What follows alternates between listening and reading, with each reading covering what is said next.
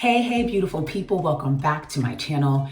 So today we are doing knotless braids, and one of the first things that I want to do is show you all of the items, the materials that we will be using in order to achieve this hairstyle. There's one item in particular that I think is really essential, and I think that you will find it essential as well, especially because of the way that we are going to do each braid. It's a feed-in method, and so you are going to need to have the hair like really just quickly and right at your fingertips. That's what I wanted to say. You want to have the hair right at your fingertips. But before we even get into that, let me show you some of the other items, okay?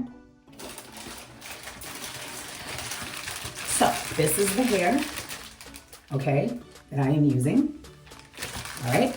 And it's by Clean Therapy, Free Tress Clean Therapy. It's pre-rinsed and cleansed in vinegar wash. So this is not the kind of hair that you need to go ahead and wash yourself because it's already done. And what I like about this too is that it's pre-stretched. Whenever it's pre-stretched hair, you don't have to worry about it getting all tangled as you're braiding. So if it's not pre-stretched, I don't buy it. So that's one of the first items you will need. And then a pair of scissors, right? Just to cut through the packages. I like to use a larger comb because my hair gets really knotty. So I use a larger comb just to sort of start my parts. And then I use this comb to go back and define the parts, okay? For me, it doesn't have to be super straight, but I do think that it should be straight enough, I guess. And then what I will be using on my hair as I am braiding is this, okay? So this is the Shine and Jam by Silk Edges. I'm not 100% sure, but I might be using this a little bit too, okay? And then I like to have a cream-based moisturizer because what I find is that when I take down my braids or any type of protective hairstyle, that it is still pretty moist. And so I am going to use this one, the Maui Hair Moisture. All right, friends, so this is the thread rack that I was referring to earlier. I wanted you to see it. There are 10 pegs going across, okay? And there are 6 rows. So 10 times 6 equals 60. So right now what you're looking at is 60 pieces of hair, right? And I totally think that the 5 to 7 minutes that it takes in order for you to separate the hair from the larger pack is totally worth it. And you actually can't grab from the pack as you are doing this hairstyle. Not the way that I learned it and not the way that I'm about to teach it to you. So you will have to find some place to lay out the hair. If you are not going to lay out the hair on a thread rack, maybe what you can do is lay it out maybe right here like the perimeter of your sink, or you can lay it out on the perimeter of your bathtub. But you are going to need a place to separate at least I would say 10 pieces of hair at a time so that you can get through a row, okay? So that's what I wanted to tell you. And also let me turn this around. I am now going to complete one full row just so that I can get a real hang of how to explain it to you. I know how to do it, but I want to get a really good grip on how to explain it to you. My little braid just came out. And then I will be back and I will show you how to do it step by step within the second row. Okay, beautiful people, I am back. Let me show you the first row. This is what it looks like. You'll see that the braids are pretty thin because that's the way that I wanted them to be. And I started to prep for the second row, and you'll see what I do when I prep, okay? So if you don't want them to be that thin, what you want to do is add more hair to each of the pieces that you are going to use. And I'll show you in a minute because you'll need to use 2 pieces for each braid, okay? But that's totally up to you if you would like to make them a bit thicker. The reason mine are thin, number one, because I like them that way, and number two, I am prepping for a photo shoot, and in one of my looks, I am going to be wearing a hat, and I have a big head. So what I need to do is leave enough room in order for me to wear the hat.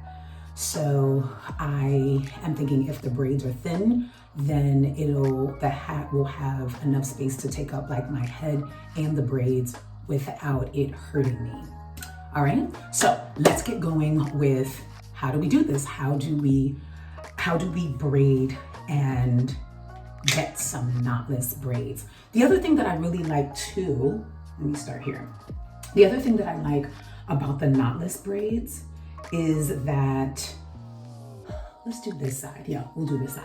The other thing that I like about the knotless braids is that there's no tension, right? There's no tension with the knotless braids, which I really, really like. So let me show you how I prep for it. I actually like to part the row and then also part where or how many braids I will have within the row. So this is what it looks like. All right.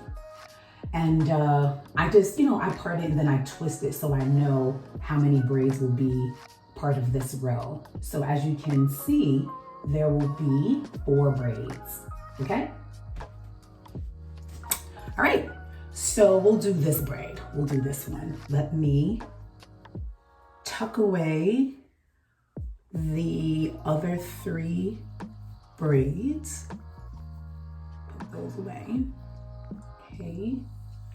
And I will do this twice so you get a good idea of what it looks like, okay? All right. I am now grabbing the Shine and Jam.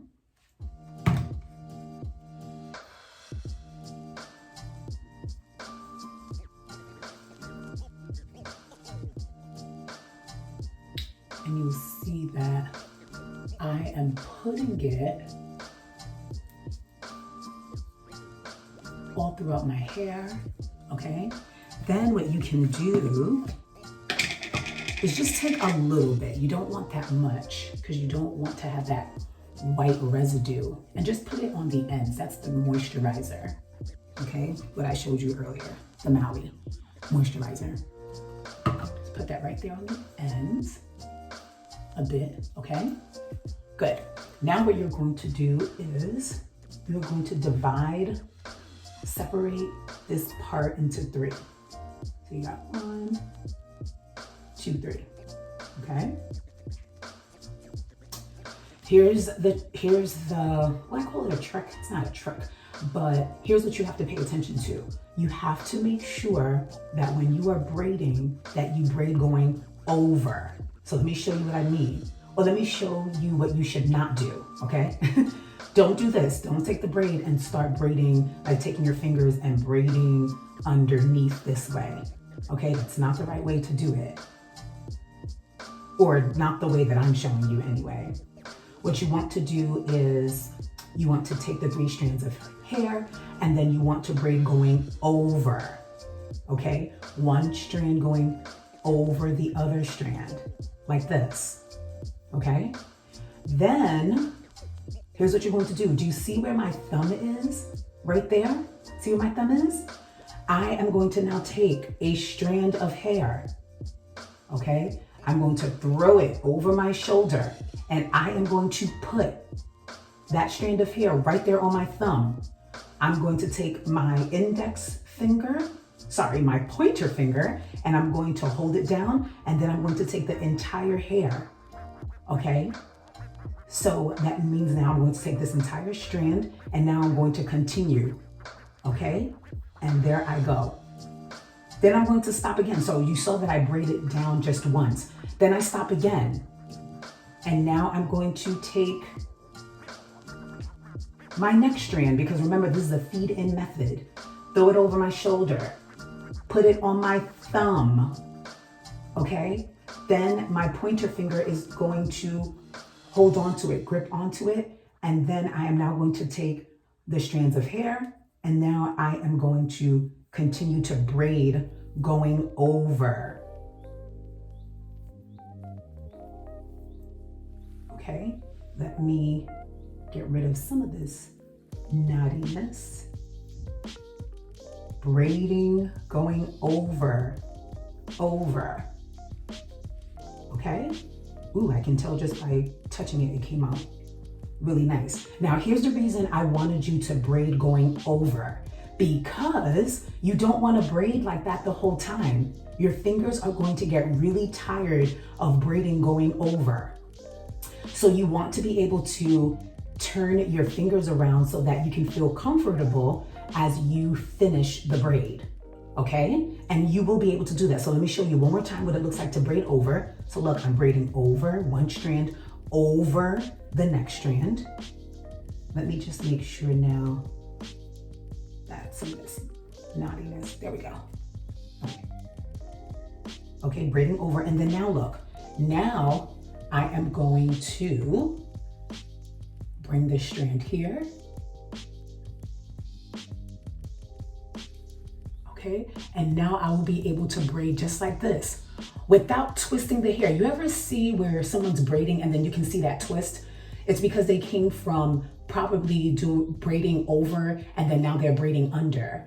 Or the way that they moved the braid, it just didn't go in sync with the rest of it. You don't want that, right? You want a smooth braid. So that's one of the reasons you want to start going over. Most likely what happened is that they started to braid under and then they try to switch over and it doesn't work out that way. It works out better if you braid over and then when you need to switch over so that you can start braiding faster, you can do that without messing the flow of the braid, okay, so that there's no bump. So what I'm noticing too is that, and you'll notice it as well, is that I have some of my hair and you can see it's puffy and it's not the same texture as the extension. So I will use a little more of the Shine and Jam so that it matches. See that? See how I was able to smooth that out? And so I'm going to keep doing that.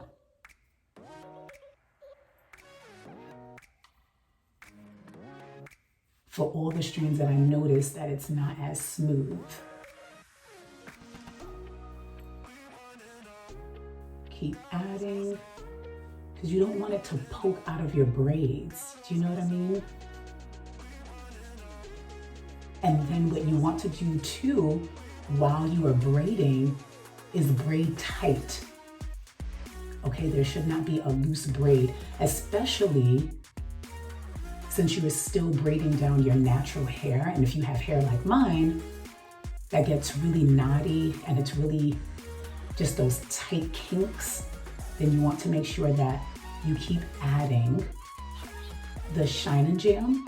And you also want to make sure that you make the braid tight for as long as your hair is still being braided. Now my hair, right? Like my natural hair is completely braided and now I'm just braiding the extension. So if I kind of wanted to make it a little loose, which you don't want to do because you want to have the same look of the braid going throughout, then you would just keep going. Okay, so this is what I mean by now it feels comfortable, right, to braid because I'm not braiding. It's funny, I am braiding over, you know, in terms of the way that I've been describing braiding over. I'm braiding over, but it's not that my hands are so close together. I think that's the best way to describe the difference between what I was doing before and what I'm doing now. See how my hands are like this and I'm able to braid, as opposed to before my hands were like this when I was braiding. That's the best difference I can come up with right now. And you were able to see it, so you understand what I mean when I'm talking about braiding over with like your hands close together, your knuckles close together, as opposed to I am still braiding over, but now my knuckles aren't necessarily touching, okay? And there you have it. That is the entire braid You see how smooth that looks? All right, and what I like to do too is I hold down right there at the base I hold down the base of the braid, and then I kind of like do this, just like pull my fingers right through it all, just so that it looks nice and smooth, okay? So let me turn around so you can see it. See that? Nice and smooth all throughout. Hey everyone, so I am back. I really like the end result of my hair. I will show you the back. And I'll show you the sides, this side, and then I will show you this side. Okay, I'll show you what it looks like down the middle so you can see the knotless. Okay, so that is all. It took me about, I want to say about like 5.5 hours. I thought that I would actually be done with it sooner, but I underestimated how long it would take me to start braiding at the top, add on the extensions, and then braid all the way to the bottom. So that's how long it took, but I'm super excited and I am going to be ready for this photo shoot. If you are not following me on IG, definitely do that, because I'm going to be putting up pictures of my photo shoot. All right. So thank you so much once again for joining me in this video, and I will see you in my next. Ciao.